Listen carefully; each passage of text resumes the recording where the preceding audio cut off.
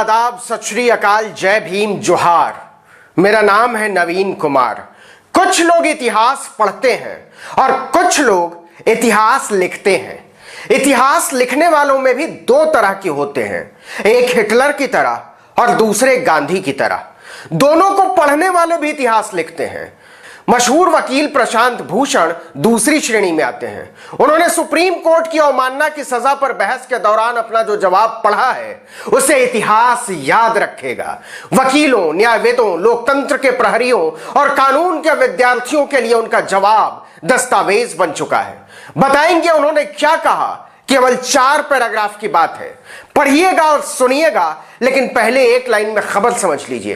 अपराधी को अवमानना का दोषी पाए जाने के बाद सजा पर सुनवाई करते हुए जस्टिस अरुण मिश्रा की खंडपीठ ने भूषण को कहा कि आप अपने उस ट्वीट के बारे में अपने बयान को लेकर फिर से सोच लीजिए जिससे अदालत की तौहीन हुई है। हमें फैसला सुनाने की जल्दी नहीं है। भूषण ने इस पेशकश को यह कहते हुए ठुकरा दिया कि वो अपना बयान नहीं बदलेंगे। आप चाहें तो सजा सुना दीजिए। प्रशांत भूषण का बयान सुनाएंगे, लेकिन पहले समझिए कि सुप्रीम कोर्ट में प्रशांत भूषण का रुख कैसे न्यायिक इतिहास के लिए एक नजीर बन गया है। गुरुवार को सुनवाई शुरू होते ही कोर्ट ने प्रशांत भूषण के न्यायिक योगदानों की तारीफ की, लेकिन इसकी अगली ही लाइन में कोर्ट ने भूषण को चेतावनी देते हुए कहा कि अगर आप अपने बयानों को संतुलित नहीं करते हैं तो इससे संस्थान को आप तबाह कर रहे हैं और कोर्ट किसी अवमानना के लिए इतनी आसानी से सजा नहीं देता। इसके साथ ही सुप्रीम कोर्ट ने प्रशांत भूषण की इस अर्जी को ठुकरा दिया, खारिज कर दिया, जिसमें उन्होंने दूसरी खंडपीठ के समक्ष सुनवाई की मांग रखी थी। लेकिन जस्टिस अरुण मिश्रा की अध्यक्षता वाली खंडपीठ ने उन्हें आश्वासन दिया कि उनके खिलाफ दिए गए फैसले की समीक्षा से पहले सजा नहीं सुनाई जाएगी। यह बड़ी बात है। 14 अगस्त को बेंच ने प्रशांत भूषण को 2 ट्वीट के आधार पर अवमानना का दोषी ठहराया था।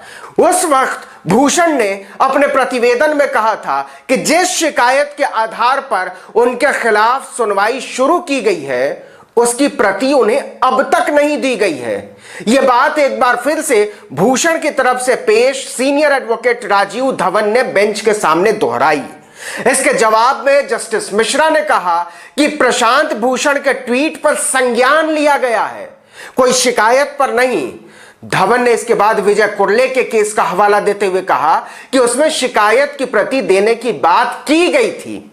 इसी संदर्भ में एक और सीनियर एडवोकेट दुष्यंत दवे ने बेंच से कहा कि 14 अगस्त को दिया गया फैसला जब शीर्ष संस्थानों तक पहुंचेगा तो सुप्रीम कोर्ट की बहुत आलोचना होगी, क्योंकि फैसले के 20 पन्ने विजय कुर्ले केस के फैसले से हूबहू उठाकर चिपका दिए गए हैं। इस पर अदालत में सन्नाटा पसर गया। अटॉर्नी जनरल के वेणुगोपाल भी शांत पड़ गए। सबको इंतजार था कि प्रशांत भूषण क्या कहते हैं। जैसी कि सब उम्मीद कर रहे थे, भूषण ने एक लिखित बयान निकाला और अदालत से उसे पढ़ने की इजाजत मांगी। अदालत ने खुशी खुशी इसकी तुरंत मंजूरी दे दी और जब प्रशांत भूषण ने बयान पढ़ना शुरू किया तो लोकतंत्र में नागरिक स्वतंत्रता की गरिमा के पक्षधरों के चेहरे मुस्कुरा उठे। उन्होंने जो पढ़ा उसे सुनिए। उन्होंने पढ़ा, मैंने माननीय अदालत के फैसले को पढ़ा है। मुझे तकलीफ हो रही है कि मुझे अदालत की अवमानना का कसूरवार ठहराया गया है, जिसकी आभा को मैंने हमेशा बहाल रखने की कोशिश की है। एक दरबारी या भांड की तरह नहीं, बल्कि एक नेक प्रहरी या सिपाही की तरह।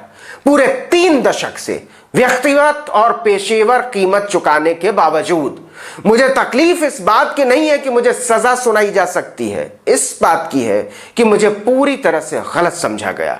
मुझे विश्वास नहीं हो रहा कि कोर्ट को लगता है कि मेरे ट्वीट में वो ताकत है जो भारतीय लोकतंत्र के इस महत्वपूर्ण स्तंभ को अस्थिर कर देगा।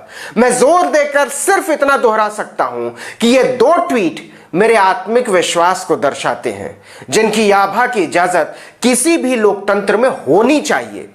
प्रशांत भूषण ने आगे पढ़ा, वास्तव में जनता की समीक्षा खुद न्यायपालिका की स्वस्थ कार्यप्रणाली के लिए वांछित है।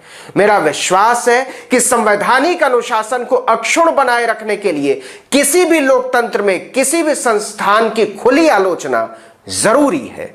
प्रशांत भूषण ने आगे लिखा, हम इतिहास के एक ऐसे दौर में हैं जब हमारे सर्वोच्च सिद्धांत हमारे दैनिक दायित्वों में दिखने ही चाहिए, जब व्यक्तिगत और पेशेवर ठकुर सुहाती से पहले संवैधानिक मूल्यों की रक्षा आनी चाहिए, जब भविष्य के प्रति हमारी जिम्मेदारियों के रास्ते में वर्तमान की विवेचना बाधा नहीं बननी चाहिए। बोलने से रुक जाना अपने कर्तव्यों से विमुख हो जाना होता, खासकर मुझ जैसे अदालत के एक अधिकारी के लिए। यह प्रशांत भूषण ने पढ़ा। इसके बाद उन्होंने कोर्ट में महात्मा गांधी का एक बयान पढ़कर सुनाया जो उन्होंने अंग्रेजी शासन के दौरान अदालत में अपना पक्ष रखते हुए दिया था। बापू ने कहा था, जिसे भूषण ने पढ़ा, कि मैं आपसे दया नहीं मांग रहा, मैं आपसे दरिया दिली की अपील भी नहीं करता, मैं यहां उस सजा को खुशी खुशी कबूल करने आया हूं जिसे लेकर अदालत इस नतीजे पर पहुंची है कि मैंने जो किया है वो अपराध है, लेकिन उसी के बारे में मुझे लगता है कि एक नागरिक की सबसे जरूरी जिम्मेदारी है। इसके बाद कोर्ट ने प्रशांत भूषण से कहा कि आप 2 दिन और सोच लीजिए, हमें सजा सुनाने की कोई जल्दी नहीं है। इस पर प्रशांत भूषण ने कहा कि मुझे समय देना कोर्ट के समय की बर्बादी होगी, क्योंकि यह मुश्किल है कि मैं अपने बयान को बदल दूं। भूषण के इस रुख पर पूरी अदालत शांत पड़ गई, सोच में पड़ गई। उनके इस जवाब ने सबको असहज कर दिया था। हालांकि यह अप्रत्याशित नहीं था, इसका अंदाजा सभी को था। चुप्पी को तोड़ा अटॉर्नी जनरल के वेणुगोपाल ने। उन्होंने अदालत से अपील की कि प्रशांत भूषण को कोई सजा न दी जाए। इसके साथ ही अदालत की कार्यवाही विसर्जित कर दी गई। लेकिन जो पीछे छूट गया, लोकतंत्र के लिए न्यायपालिका के साथ नागरिक के द्वंद्व की एक ऐसी नजीर जिसके समर्थन में दुनिया भर के न्यायवादी, राजनेता, लोकतंत्र पसंद और आजादी के वृहत अर्थों के हामी प्रशांत भूषण के साथ डटकर खड़े हो गए हैं। हम उम्मीद करें कि इस विवेचना से बहुत कुछ सार्थक निकलेगा, जिसकी आने वाले दिनों में बहुत जरूरत पड़ेगी। इस वीडियो में इतना ही, लेकिन अब तक आपने आर्टिकल 19 को सब्सक्राइब नहीं किया है तो सब्सक्राइब कर लीजिए। सब्सक्राइब करने के बाद बगल में बेल आइकॉन भी दबाइएगा, लाइक जरूर कीजिएगा, कमेंट और शेयर की भी उम्मीद रहेगी। नमस्कार।